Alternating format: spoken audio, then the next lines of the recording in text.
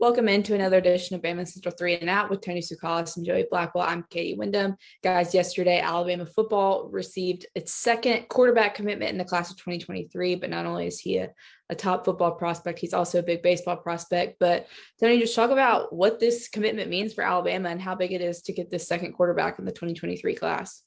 Yeah, I mean, this is a huge commitment for Alabama. And I've talked to multiple people who have said that Dylan Lonergan was number one on Alabama's list over Arch Manning, over Eli Holstein. He is a serious prospect. I think a lot of the times in this recruiting process, he's been kind of overlooked because he's also a baseball prospect. I'm sure we'll get to that later. But on the football field, he is a guy that can do just about everything. He's dual threat. He's probably not somebody that you're going to design runs for, but he can be dual threat in the way that, Bryce Young is a dual threat guy where he can really move in the pocket. He can pick up yards with his legs, but he's going to be probably extending plays and making throws. He's got a huge right arm.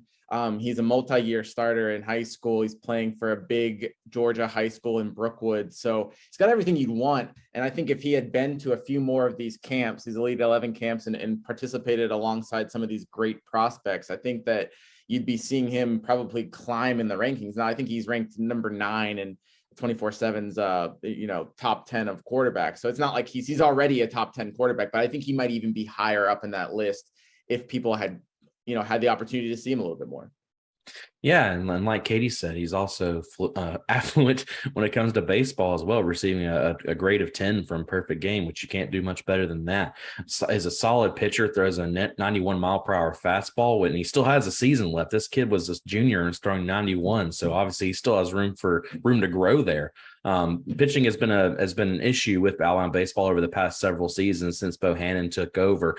We did see an improvement in pitching last year, but at the same time, there is still room to grow in a very competitive SEC. So adding a guy like Lonergan could really help stretch that lineup. And if they have him and potentially Walter Ford, if he decides to come to Alabama and opt out of the MLB draft, he'd be there for 2 seasons. So there's potential for them to have both of them playing on the weekends. So you really like Alabama's chances of having a solid baseball roster, and Dylan Lonergan will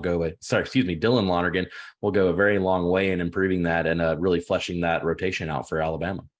Yeah, and it's been a while since we've truly seen a guy actually play 2 sports at Alabama. I guess maybe back to Holcomb, the linebacker that also played baseball, because there's been guys like Kool-Aid that were maybe going to play basketball and football. And so it's tough to do. But Lonergan's a top prospect in both sports. And I think this is where we kind of see, really, he's a guy where we're going to see how NIL can come into play, because he has the opportunity to go to the MLB draft and make a lot of money, but could NIL be something that keeps him in school because he'll be able to make money as a student athlete here? And so it'll be interesting to see how things play out. But in his commitment, graphics yesterday, he had stuff for both football and baseball. And like we've all said, he's a top prospect in both, but it was a big get for both sports in the class of 2023. And that'll about do it for today's Bama Central 3 and Out. Thanks for watching.